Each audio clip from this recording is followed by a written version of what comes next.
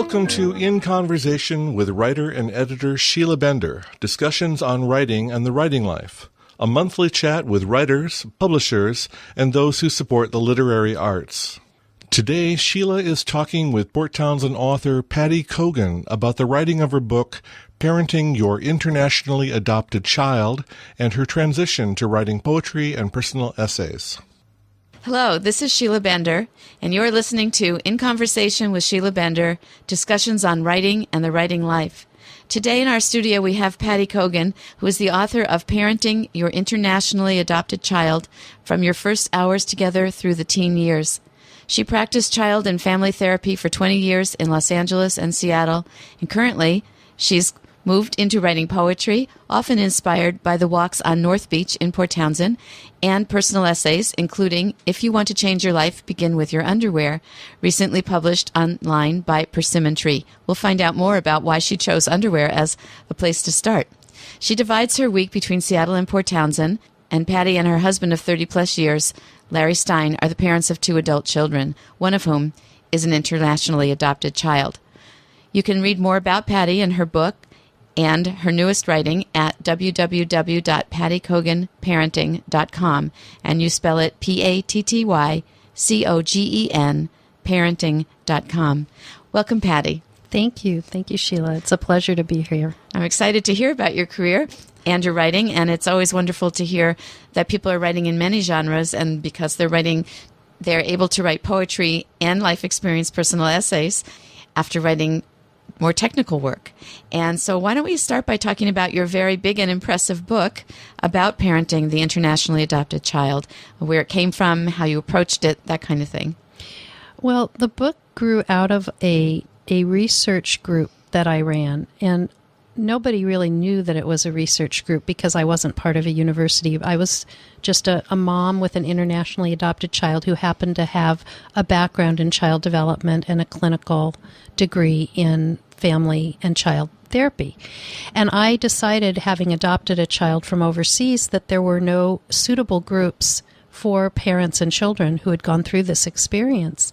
And most of the problems were left to emerge when the child reached school age, and that was way too long to wait. So I started a group called the First Year Home Group, and I invited a group of travelers who had all gone to China together to pick up their children to be part of the group. And we started out, and for me, it was an opportunity to observe and learn about exactly what these children were doing as soon as they came home.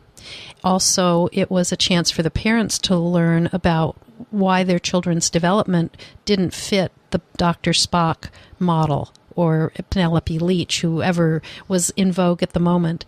And so I got to observe and research what was going on. The parents got support and information.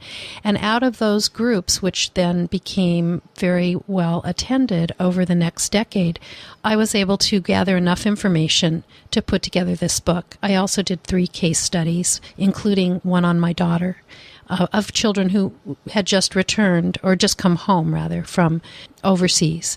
And so I was watching individuals very closely. Tell me what that means, come home from overseas. Well, it's a forced immersion, if you think about it. I would tell parents to imagine what it would be like for them if they were suddenly dropped in the middle of China or Guatemala or Belarus, where their child might have come from, and they didn't speak the language, and all the people gathered around them and were smiling and talking in a foreign tongue that they couldn't understand, and then people took off all their clothes and gave them new clothes and offered them things to eat, poured liquid into their mouths, telling them that these things were good, but it would appear that they were saying that. And how would they feel? Are most of these children toddlers or older, preschoolers? In order to be adopted internationally, it's usually a long, slow process. So the majority of these children are over a year old. In fact, it's quite rare to get a child under a year. And if you do, then you can almost be certain that somebody was rigging the system in order to get their child to America. Wow. When you say you did case studies, are they in the book? The results of them are in the book. What I did in the book, it was not possible I didn't feel, to write a clinical book for parents. Parents are the kind of people who catch a couple pages when they're in the bathroom or maybe late at night when they're just about to fall asleep. So I wrote the book, and I had written many other essays beforehand, as stories of children and their parents. Very short, brief vignettes that demonstrated points that I wanted to make and observations that I had made. So I chose 5 children who were essentially composites of children that I had known. I didn't use any one single child as a model, but I made 5 children and 5 parents, or sets of parents, and I followed them as they came to my first-year home group a month after they had arrived back in the United States with these children.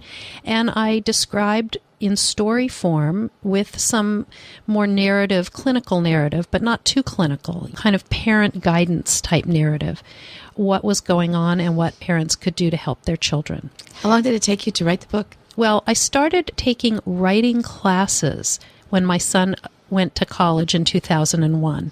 I had a conversation with him on the phone. I said, do you think I should take some classes and try writing a book? He said, go for it, Mom. And so he was going to college, and I was starting out trying to become a nonfiction writer. And it was hard because I had been a professional in psychology. I had written clinical sorts of things that were very dry and dull, but they weren't the kind of thing any parent would ever write. So you knew that from working with parents, and you probably had a teaching voice that was quite different in the group, leading the group. Precisely. Right? So what did you learn when you took writing classes that really helped you? I learned to have a hook. I learned to unpack my ideas because as a clinician, I understood things in a very concise way because of all the background I had, but parents had no clue, and they needed these ideas unpacked gently and in ways that they could identify with. So the fantasy of being dropped in the middle of nowhere, that exercise grew out of talking to parents and trying to help them understand what their child was going through when they insisted that a 3-year-old from China should eat a hamburger. And the 3-year-old really, really, really wanted noodles or rice and was going to throw a 3-hour tantrum to get it. Can you remember yourself sitting down to write and how it felt for you to sit down with this wealth of experience and material and try to organize it for people who would not be with you? The book would go out into the world without you. The way that I write best when I have to do something of this nature is I think about some friend of mine. And when I wrote my doctoral dissertation, I picked my friend Laura, who was a friend from college. And I kind of kept Laura in mind because she didn't really know anything about what I was doing. So I had to talk to her from a very different point of view than I would talk to a colleague. So I always had Laura in mind. And when I wrote, I would tell stories to her. And I'd always start, Dear Laura, at the top of the page. And of course, I'd take that out later, but they were always letters to Laura. That's fantastic, because that gives you a very focused audience right there if you're using the letter form. And it reminds you that you have to say something fully for the other person to understand. So when you wrote this book, though, it wasn't your dissertation anymore. Did you have someone in mind? I didn't really have anyone in mind, but I had a wonderful editor. He was able to get me to talk to him. We only worked by phone. I never met him in person. And he'd say, tell me what you say to the parents. And then I'd say, well, this is what I would say. And then I'd go into my parents' spiel. And he'd say, okay, I'm going to help you put that down in a way so that when people read it, it will sound like you talking. And that's what people say about the book. They say it sounds like the way I would imagine you would speak. And that was my goal. So it really, in this case, came from having a very knowledgeable editor who had put together a lot of parenting books. And he also was able to listen to my voice and then find a way for me to put that on paper. And I think the unpacking was particularly important because in speaking, so much is conveyed face-to-face, and I didn't have that in a book. Right, but eventually you had your editor who could serve in that way, right, to some extent. What did you discover about the difference between what you sent him and what he helped you come up with? Who were you when you were writing the first kind, and how did you get to the second part? I think that he helped me, and other writing teachers, especially the last one I worked with, Bella Carter, they both helped me focus on individual words or phrases that meant a great deal to me that I understood, but which were totally mysterious or very limited in meaning to anybody else.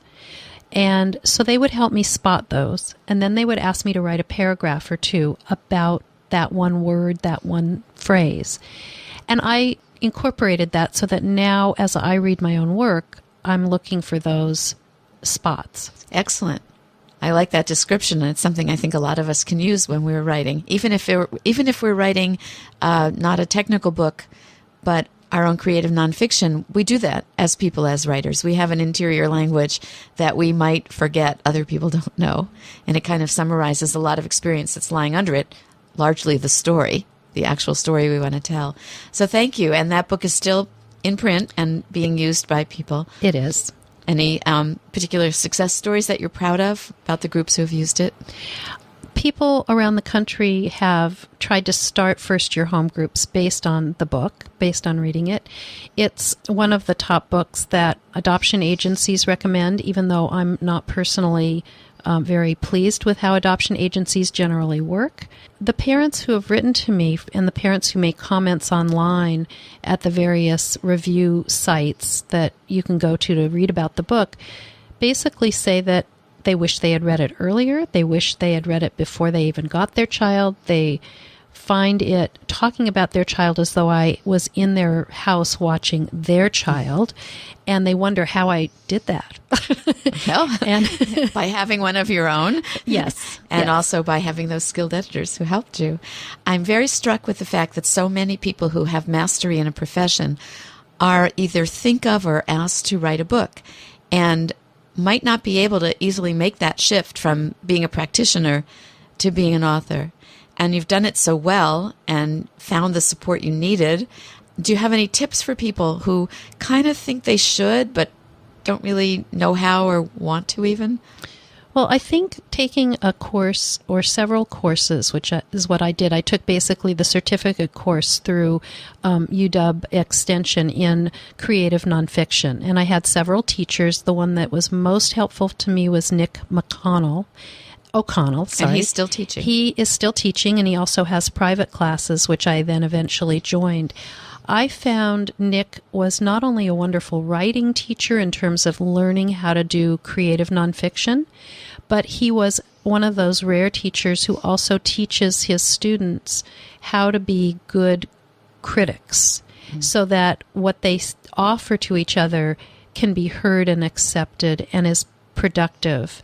So all of those are reasons to really make an effort to take courses with someone who is good at it. And if you don't get a good feeling from the first couple assignments, I say move on. Get a different teacher. Get a different teacher. So I just want to emphasize for listeners that there's every reason in the world to write your book. If you have specialized knowledge from practicing in a field, it really is of great value to other people, more people than you could reach from your own practice, and especially if you're facing retirement, than you'll ever reach. So thank you for that, and thank you for the encouragement. So now I wonder about your son. He said, go for it, Mom. What does he say now? Oh, he's really pleased that I did it. And he's always been very supportive of my creative attempts and progress, and as has Larry, my husband, and my daughter. My daughter actually read the book about 3 times before it was published, giving me pointers. Wow. And being an internationally adopted child herself, she had a lot to say. Excellent that you have that close rapport, that you could do that. Sometimes it's really hard to show our family what we're writing. So in this case, it was good. It was good, but it was hard on the family. I mean, I would go up to the 3rd floor of my house every morning and disappear. And I spent more time with my editor than I did with my husband for months. And my husband had to pick up all the slack. And luckily my son was at college, so he didn't really, lose out in any way. But it was hard on our daughter. So it wasn't easy. And as I'm getting into other writing projects now, I can see I'm withdrawing into that work or plunging into that work. And the family is going, well, yeah, we're really glad you're doing it, but hey, don't forget about us. Oh, I'm not. I'm writing about you. Exactly. Well, thank you for that. I mean, writing is a sacrifice. It is. I like how you said for a few months. I mean, we can come up from under, and people need to be patient with us, but we're back sometimes and they can enjoy us. And we're, I think, as writers, more enriched when we come up because we've been our truest selves and delved deep and done something of importance to us. And so I guess the thing to tell the family is you're going to get a better me when I'm done writing. You are listening to KPTZ 91.9 Port Townsend. In case you've just joined us, you are listening to In Conversation with Sheila Bender, discussions on writing and the writing life. Today, Sheila is talking with Port Townsend author Patty Cogen about the writing of her book, Parenting Your Internationally Adopted Child, and her transition to writing poetry and personal essays. So, speaking of your creativity, I know from your website and from our talks together that you are plunging into that aspect of writing. And I'd like to talk about your history with that, which I think began maybe earlier than your nonfiction work, but maybe got tabled for a while and is coming out now that you've retired and finished this valuable and very large, again, book. So it's really full of good information. Can you talk about your history as a creative writer, where you are today? I know that's really big, so I'll interject with a few more questions, but maybe the thing to start with would be your earliest experience with creative writing. Well, I think my earliest experience has to be based in the fact that books were a place that I lived. My family was not a good family, and so I found escape in living with other families, mainly those in books. And I had substitute parents, like Laura Ingalls Wilder's parents were definitely mine as well. So I wanted to grow up and write books that would nurture other people as much as these books nurtured and saved me. I didn't really write a lot of creative stuff when I was young. I did have one piece of fiction writing that I did when I was in 8th grade, titled The Knife and the Tape Recorder. The teacher loved it, and I brought it home proudly and read it to my parents, and they poo-pooed it. And that was what I remembered. I didn't remember over the years that my teacher thought it was great. It was really sad because I would have maybe done more sooner had I taken that, but parents are very powerful figures. One of the things that I know, having seen your manuscript from when you were in 8th grade, your teacher was quite different than most of the teachers those of us growing up then had.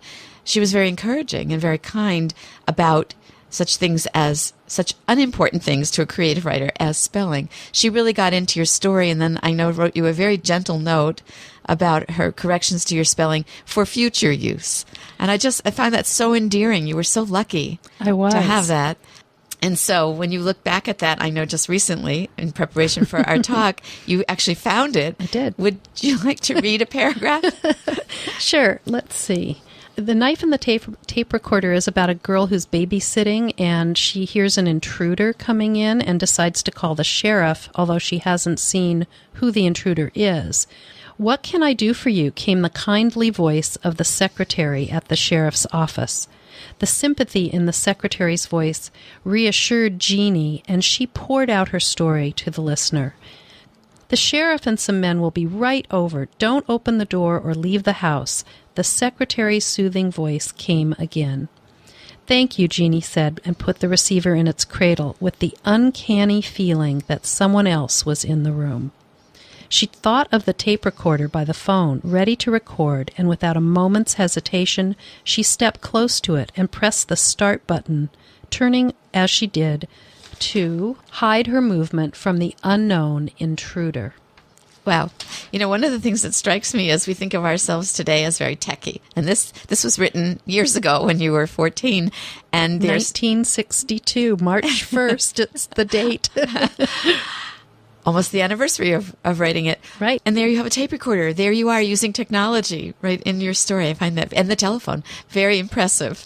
And very a wonderful way of organizing your story so that it's set in one place, in a room, in a house, and also reaches out and eventually to the future with the recording, but definitely with the telephone, reaches outside the parameters of that room. I think that's a very craft-wise decision you made as an eighth grader. I think I didn't know at that point about Aristotelian factors that should be considered when writing, but for plays. But I came upon them later, and you're right; it is very economical. Yes, very impressive.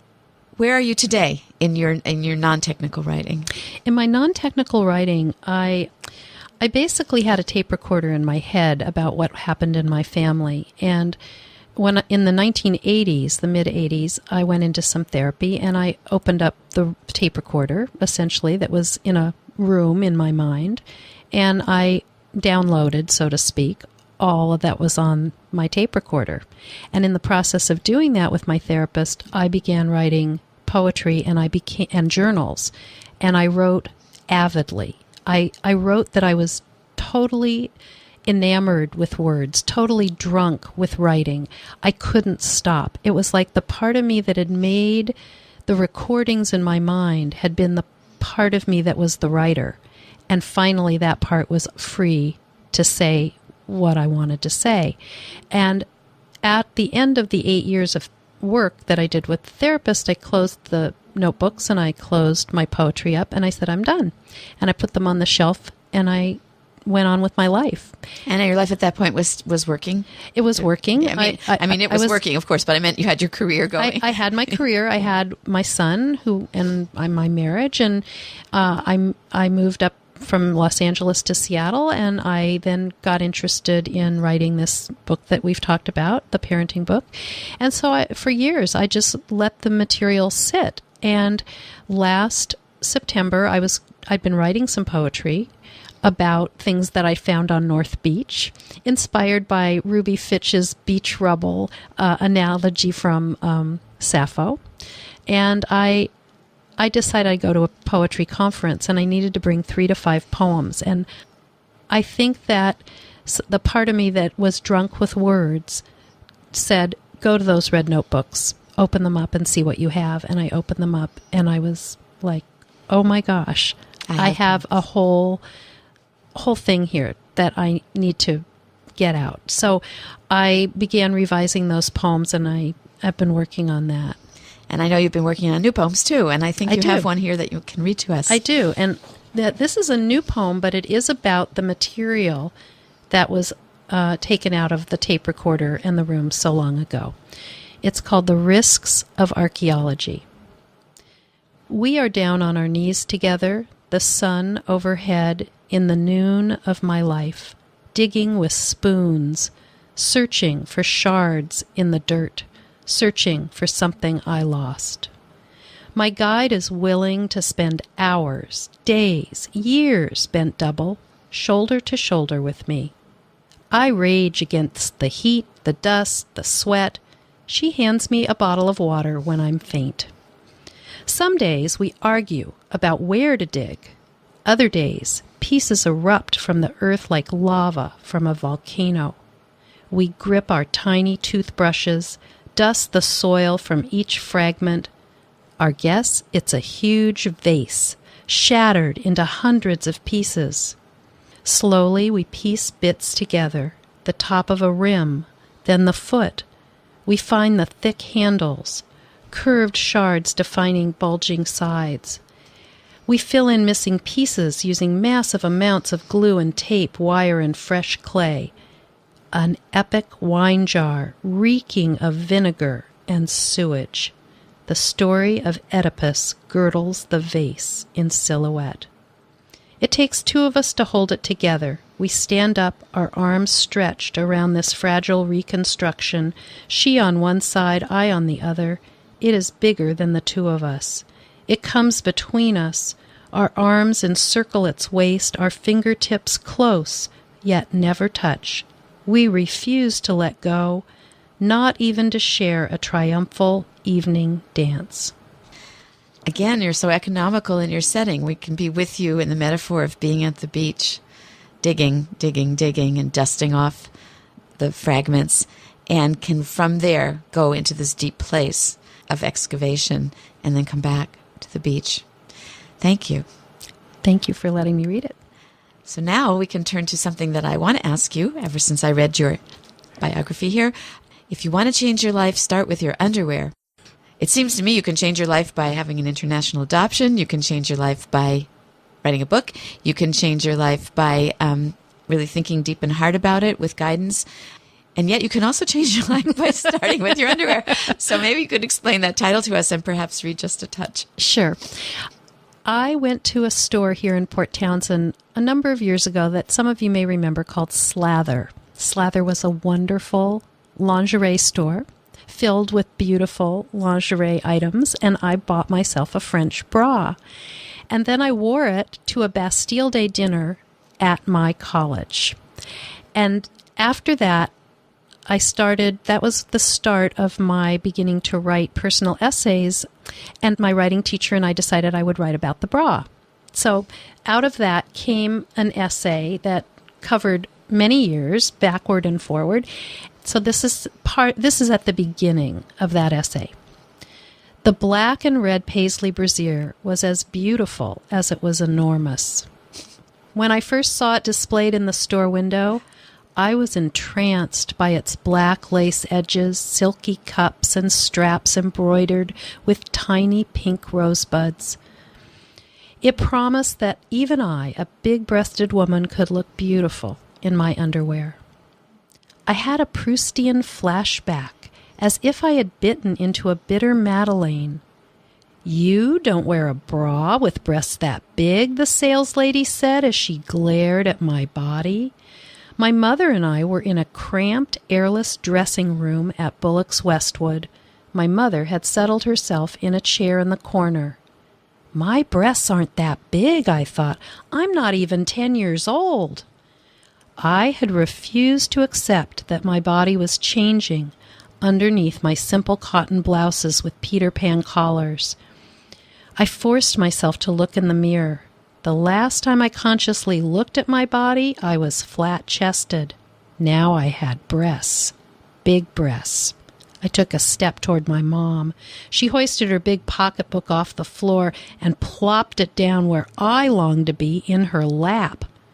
"Why didn't you tell me you needed a bra?" my mother asked. I know we can read the rest of that by linking over to the publication from your website. That's right. Right? And so again, that's pattycogenparenting.com, and there are links to some of her published creative writing. I know I want to read on, find out what goes on there, and what else are you working on? Well, I'm really working mainly on the poems that I wrote in the mid-'80s to early '90s. I wrote over 90 poems. Now I'm going back and editing that material. Any last word on how having written your stories in the nonfiction book are helping you write the stories that you're writing today? It's very clear to me that having learned how to write a short, snappy, creative nonfiction essay about anything as mundane as crossing the I-90 bridge or what the weather is like. I mean, the most mundane thing can be turned into a gripping article. And when you know how to do that, then you can turn those skills to really good use when you are telling your own story, and you can come to it with a sharper eye because you know what the pieces are. Whereas it's so easy when it's your own work to just get carried away with all the emotion and all the details and so on.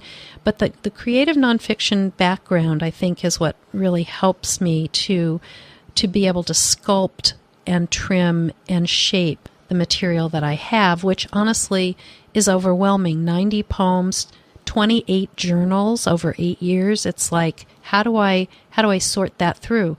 I have to look for the hooks. I have to look for the story arc. I have to look for the characters. I even asked my former therapist, what pseudonym do you want? So there are all kinds of things that have come to be extremely valuable. So having the tools is definitely giving you confidence.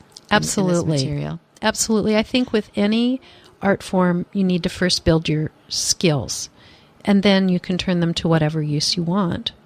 Thank you. Well said. I think maybe that's a very good place for us to end, because you've really given us a lesson in our half hour together on what a writer is, who a writer is, how a writer writes, what becomes of us because we write.